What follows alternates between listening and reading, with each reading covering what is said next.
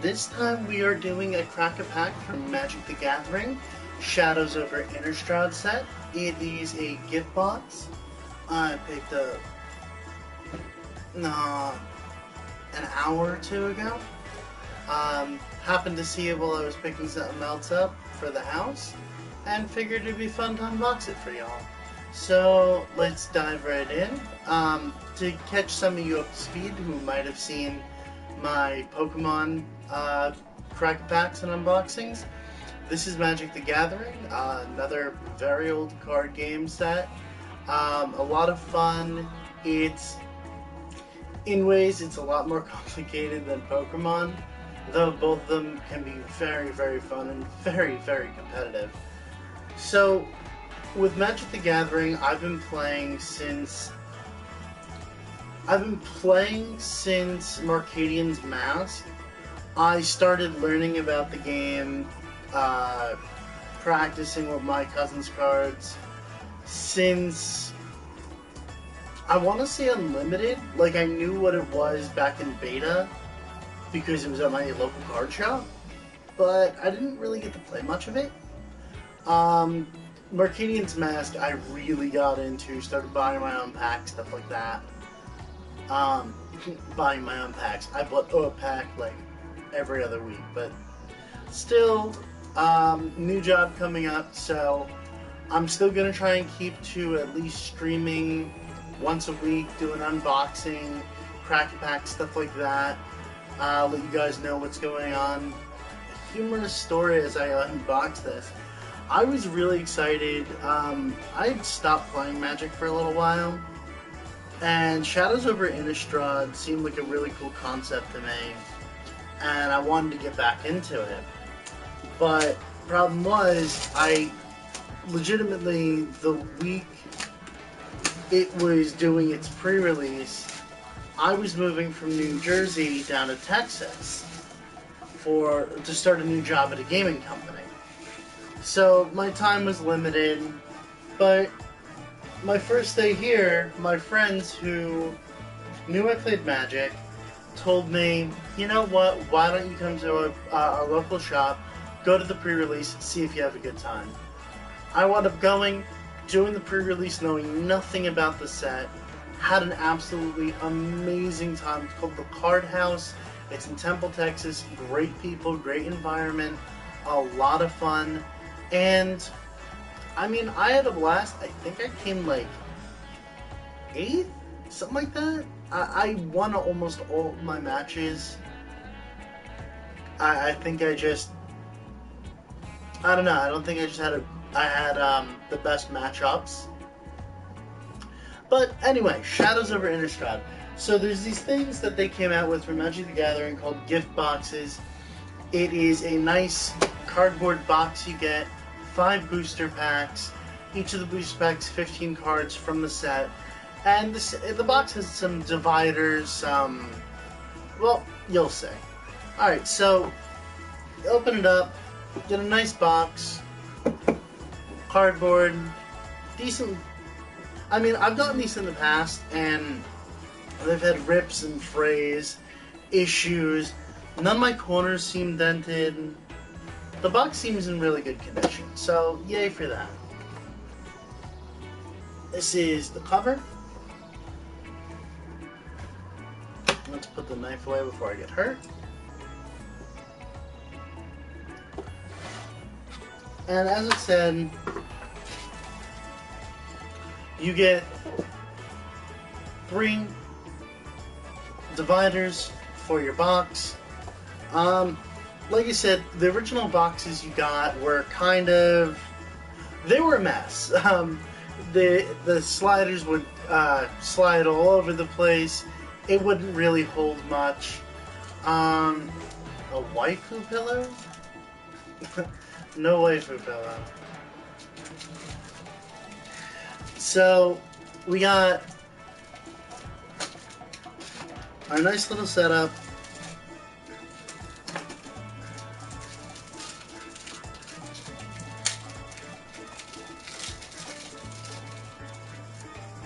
Each comes with a handful of dividers, There is 6 of them in total. So I'm assuming it's supposed to be 1 for each monocolor, and then 1 for colorless and land, so you can divide out what you pull. The art is pretty nice. Just put them over here. I know you can't really see them too well, if at all. Now let me see if I can do something about that.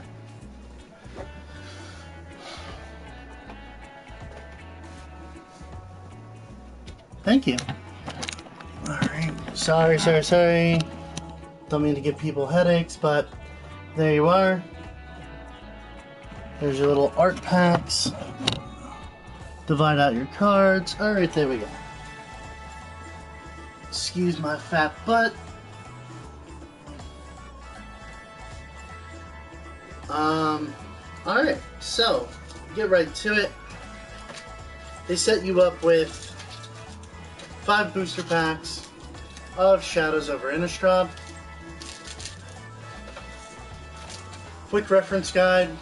I haven't really seen many people who buy these need these, but there's always the new player who picks them up. They're a decent way to start. Give you a box to keep your collection in. I just moved, like I said earlier, so it'd be nice to have one of these just sitting around the house to keep my draft cards in. They give you all these stickers to divide out your collection. You can use them on these dividers just in case you don't know what you're putting where. I've never used them, but I have a friend who likes to stick them everywhere, so probably going to give them to her. And something new, normally they just give you a pack of land along with this, but for Shadows over Innastrad, apparently they're giving me, it's still a pack of land. I lied to you, I am sorry. But on top of the pack of land that they have given me, which seems to be about 4 of each basic land type, right there, they give me a foil I actually pulled a mythic. I believe this is, oh, it's a Ravenous Bloodseeker. It's a Vampire Berserker for 1 and a red. It's a 1/3, discard a card, and it gets +2/-2 until end of turn. So, I mean, it's a vampire. If you're running Vampire Tribal, it's decent. If you're looking for something just to throw down on the field and have a blocker, Mazel Tov, it's something. Not really my style, but hey, to each their own. So, I'm going to crack these guys open for you. We're going to talk about the cards a little bit, see how it goes. Mainly, we're looking for some of those Planeswalkers. There's 5 of them in here. Personally, I'd like that Werewolf Planeswalker. I'm building a Werewolf and Wolf EDH deck to share with me and a friend. So, that would be nice to pull some nice Werewolf cards. All the Planeswalkers, aside from being worth money, are pretty cool, have some amazing effects, especially in this set. So we're going to kick it off with Emissary of the Sleepless. It's 4 and a white for a 2/4 flyer. Emissary of the Sleepless enters the battlefield. If a creature died this turn, put a 1/1 white spirit creature token with flying onto the battlefield. That's pretty useful. She enters as long as, they call it Morbid now. As long as something died, you get another effect. So her Morbid trigger would be, something died, here's a spirit. Okay, you get a 1/1 flyer, and you get your 2/4 flyer. It's not terrible for 5 mana? Not bad. Next up, Sleep Paralysis, 3 and a blue. It is an enchantment aura. When it enters the battlefield, tap enchanted creature. It doesn't untap until its controller's untap step. There's been dozens of these throughout the history of Magic. A lot of them having to do with sleep or ice, insomnia. Well, no. Sleep or ice. That's pretty much the gist of it. But not bad for 4 mana. I mean, there's been cheaper ones, but 4 mana, not bad. Stern Constable for 1 white mana. It's a 1/1. You can tap and discard a card and tap target creature. Shadows over Innastrad had a lot to do with your bin, your graveyard.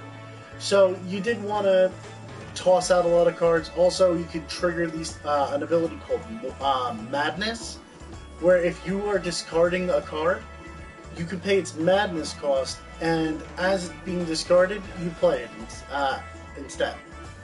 So, I mean, it'd be a nice trigger to madness. If you're trying to fill your bin, there you go. Or if you just have something coming at your face and you need to make it stop, also works. Warped Landscape, it taps for a waste or a colorless mana.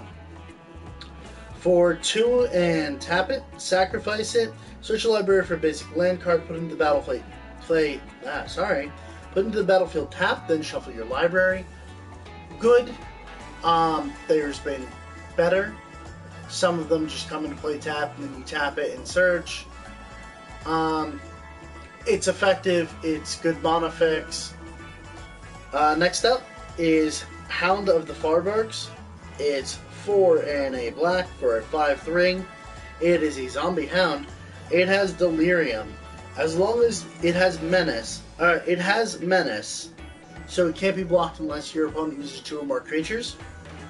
As long as there's more than 4 different card types in your graveyard. Again, we're talking about the graveyard again, where as long as you have like an instant, a sorcery, a creature, and an enchantment, or a land, or something like that, in your graveyard, 4 types, you have a Delirium trigger, which allows some of your creatures to do cool stuff. Next up is Watcher in the Web, 4 and a green. It's a spider, it's 2/5 with reach, and it can block an additional 7 creatures each combat. Kind of ridiculous. I mean, it's going to sit there and block for days. If your opponent has combat tricks, it can just sit there and just take a beating for you. Next up is Crowd of Dark Tidings, 2 and a black, 2/1 flyer, and when it enters the battlefield or dies, put the top 2 cards of your library into your graveyard. Again, we're feeding that Delirium, we're feeding your graveyard lots of creatures. There is creature recursion, there's spell recursion in this set. Sanguinary Mage, we got another vampire. It is a vampire wizard for 1 and a red, it's 1/3, with prowess. Whenever you cast a non-creature spell, it gets +1/+1 until end of turn. So if you're playing a burn, you're drafting, you play a burn, or for some reason this is in your main deck, and you're playing a lot of spells, cool, do your ramp up, have this on the field, it gets big and beefy, and it goes in for the kill. Other option is, if you're playing vampires, this is on the field, and you have a bunch of combat tricks. You can sit there and give it lifelink, or death touch, or whatever, and every one of those spells is making it stronger and stronger and stronger. So there's an option. We're finally to our uncommons. We're going to start out with Moonlight Hunt. I actually wanted this for my deck. Target creature you don't control. Choose target creature you don't control. Each creature you control that is a wolf or a werewolf deals damage equal to its power to target creature. This is an instant for 1 and a green. So if you are across from me and I happen to have a handful of wolves out, I'm going to nuke whatever you have to oblivion unless you have combat tricks or counter spells. Next up is Spiteful Motives. It is for 3 and a red, enchantment aura. It has Splash, so you can play this whenever you can play an instant. Enchant creature has +3/+0 and first strike. So again, we were talking about combat tricks. This is a decent combat trick where you're going to be able to throw this down, and suddenly that thing that was going to be a chump block is now, instead of a 1/1, a 4/1 with first strike. Your opponent won't see it coming. You're going to get a nice sweet kill in there. Our final uncommon is Bound by Moonsilver, 2 and a white. Again, enchantment aura, enchant creature. Enchant creature cannot attack, block, or transform. Sacrifice another permanent, attach Bound by Moonsilver to target creature.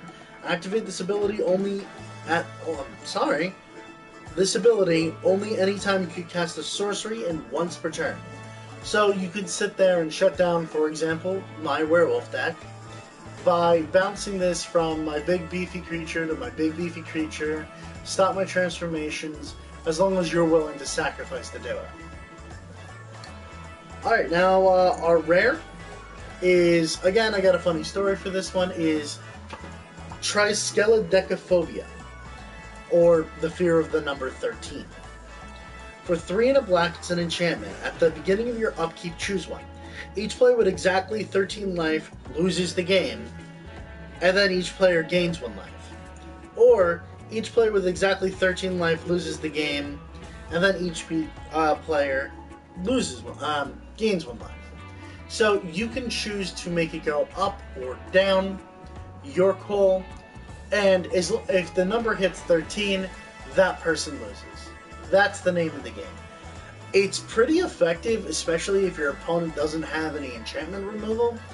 I actually pulled this in my draft for the most recent set, Eldritch Moon, and I won all 4 of my rounds thanks to this card, because no one had anything to deal with it.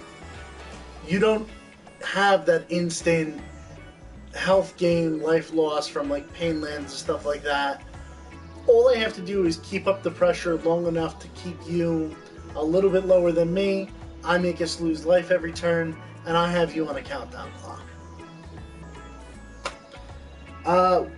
You get a flip card as well in these packs. So mine is Lamholt Pacifist.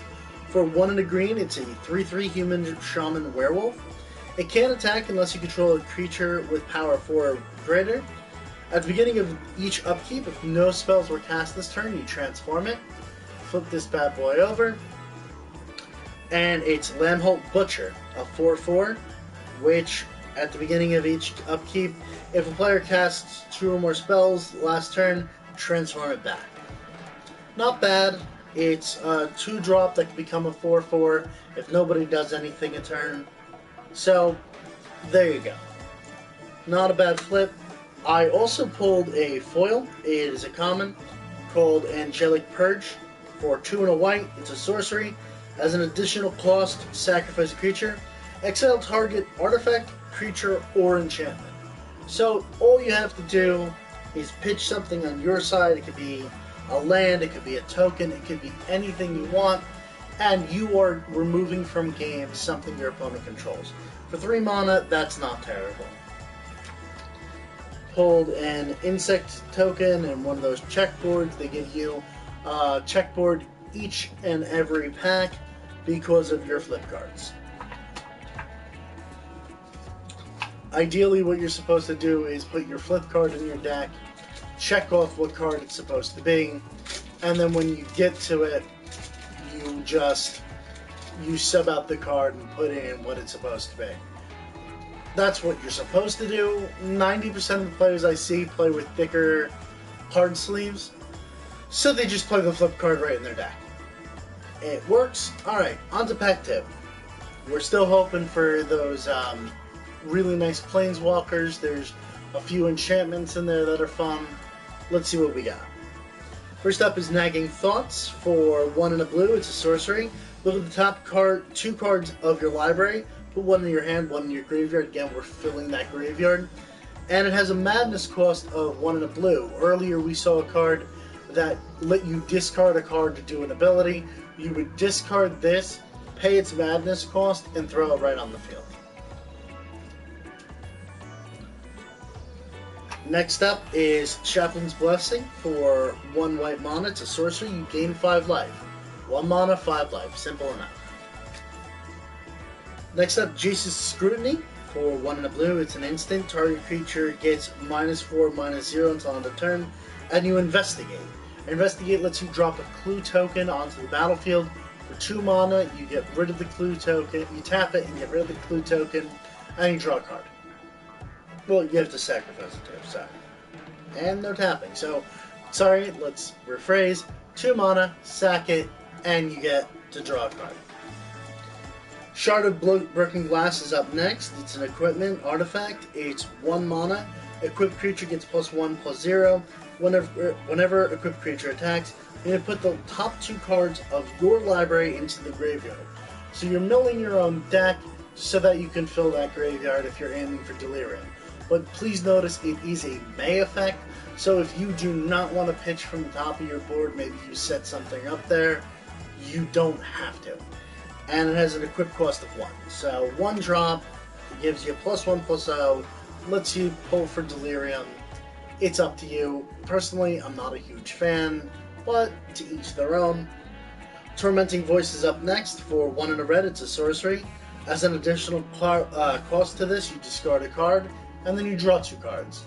Again, you can use this, pitch a Madness cost card, and then pay the Madness cost and play that card as well. Clip Wings for 1 and a green is an instant. Each opponent sacrifices a creature with flying. Decent. Good for multiplayer games. Murderous Compulsion for 1 and a black. Sorcery. Destroy target tapped creature. Again, this is one of those cards with a Madness cost for 1 and a black. If you are discarding it, you can play it. Fiery Temper's up next. 1 and double red. Fiery Temper deals 3 damage to target creature or player. Madness cost of a single red. So it's like a bolt. Lightning Bolt was a 1 cost instant that let you hit something for 3 mana. Or for 3 damage. Sorry about that. Up next is Root Out for 2 and a green. It is sorcery speed. Destroy target artifact or enchantment, and then you investigate. Again, those clue tokens. Olivia's Bloodsworn for 1 and a black. It's a 2/1 vampire soldier. Flying. Olivia's Bloodsworn cannot block. Pay 1 red. Target vampire gains haste until end of turn.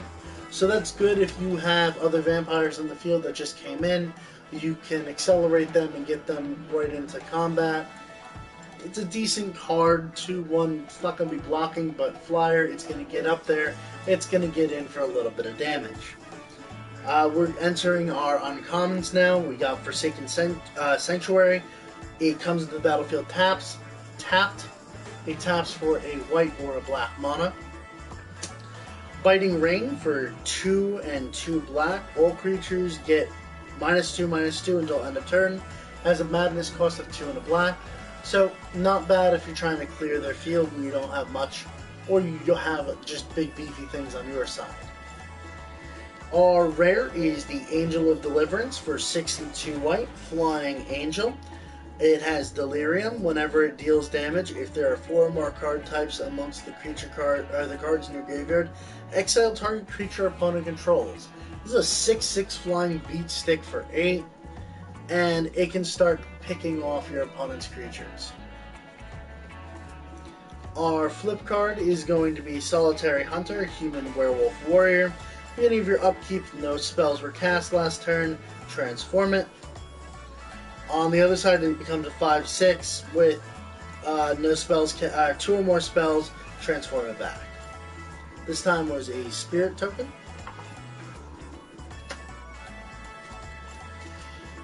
On to pack 3. There we go.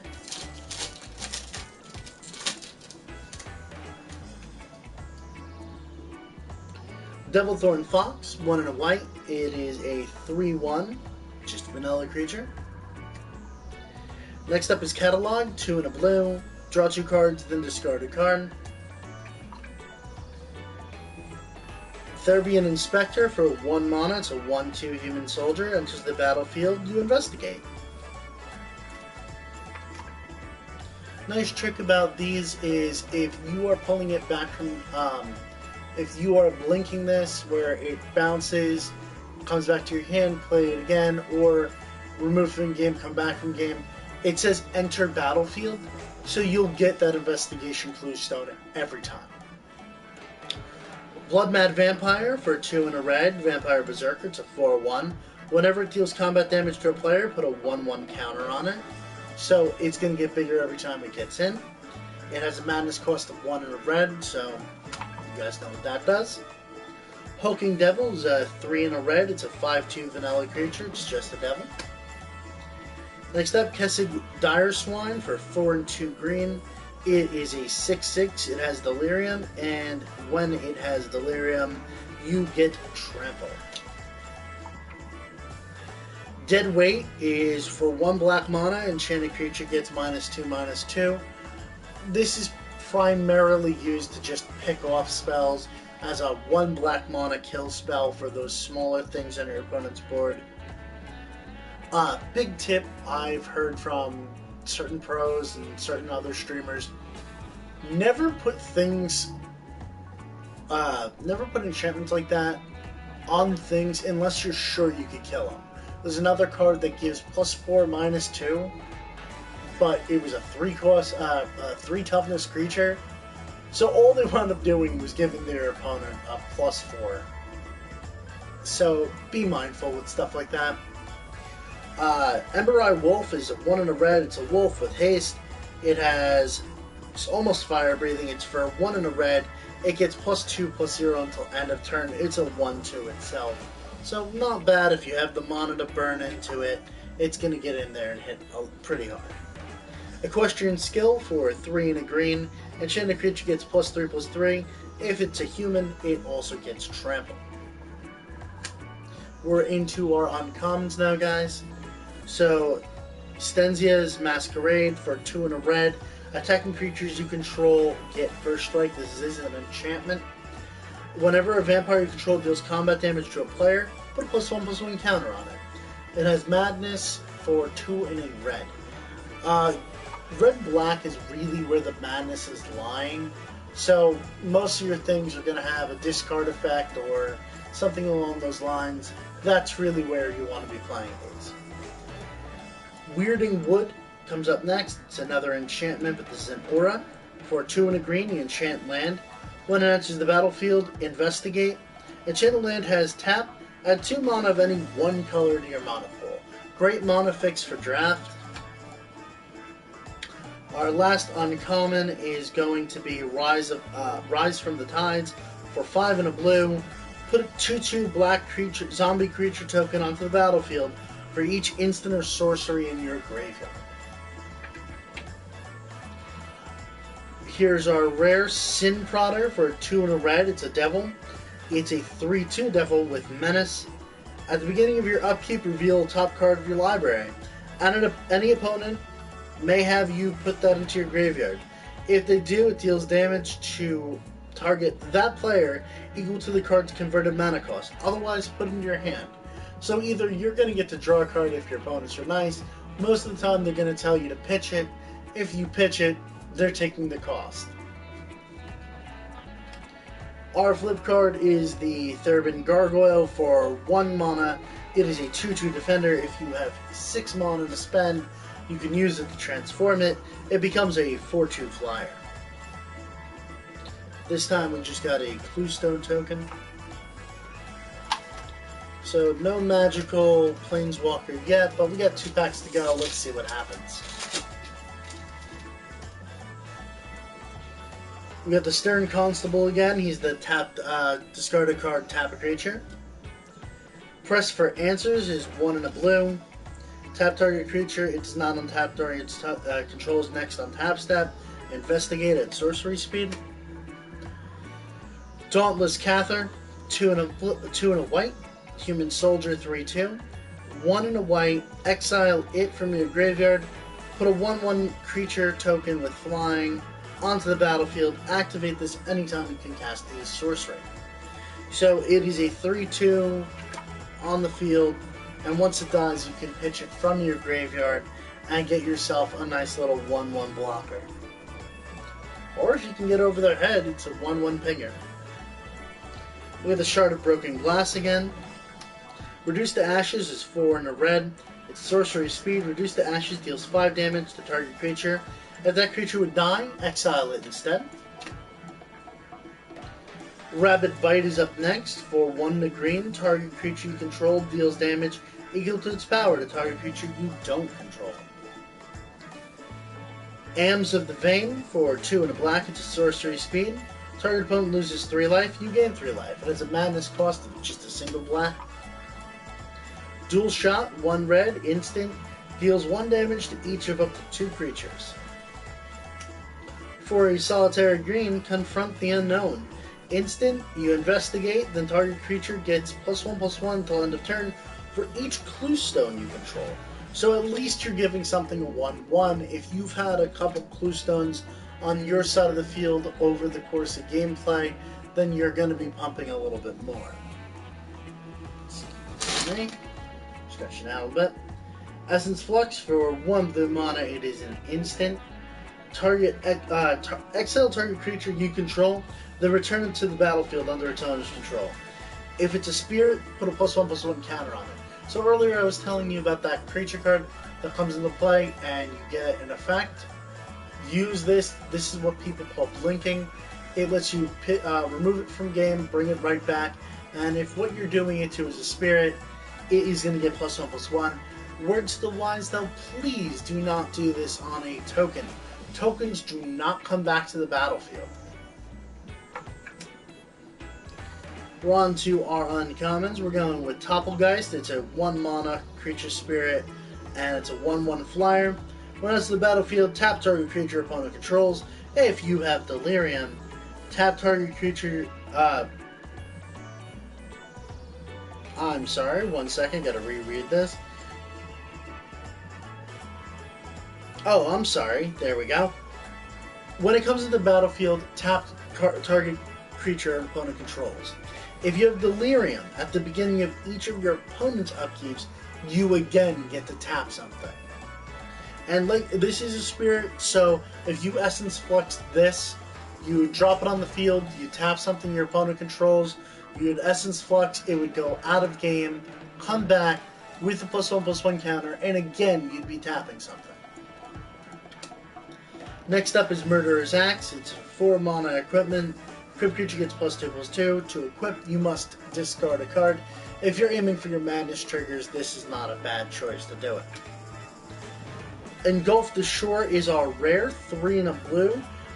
Return to their owner's hand all creatures with toughness less than or equal to the number of islands you control.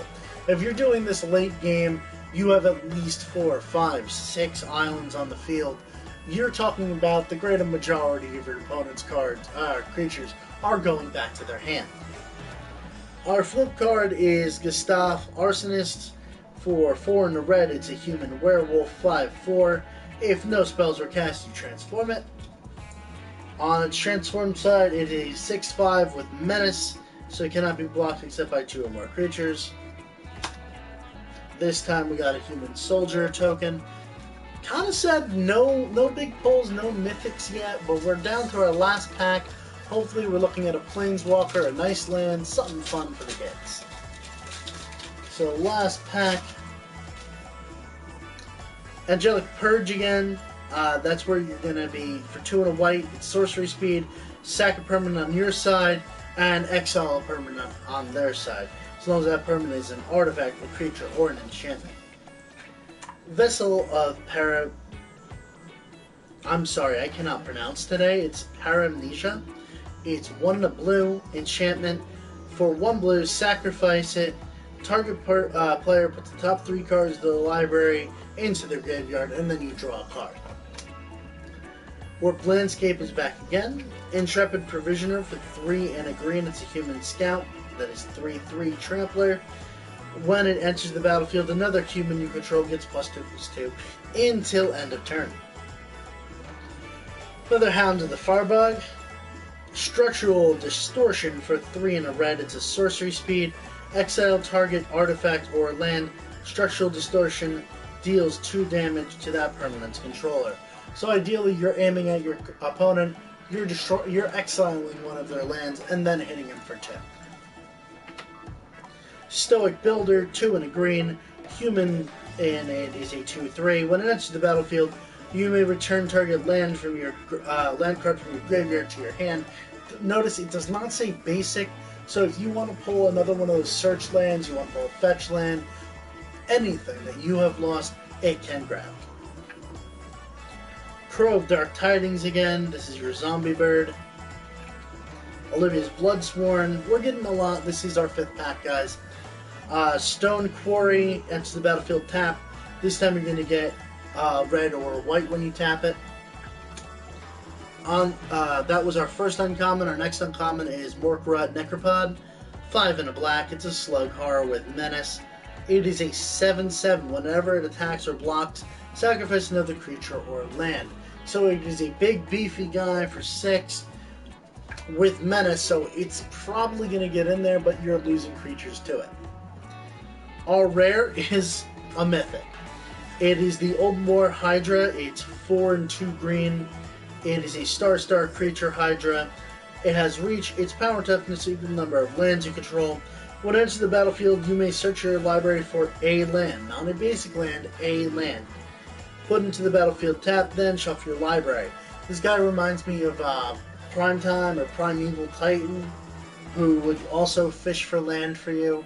He had a few cool other abilities, but definitely helpful. Really nice card. Our flip card is going to be Aberrant Researcher, Human Insect for 3 and a blue. He's a 3/2 at the beginning with flying. Beginning of your upkeep, put the top card from your library into your graveyard. If he's instant sorcery, you get to flip him. You flip him, he's a 5/4 flat.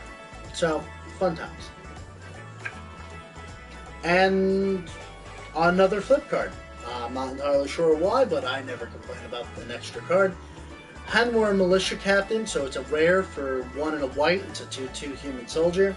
During your upkeep, if you control 4 or more creatures, transformer. Westvolt Cult Leader.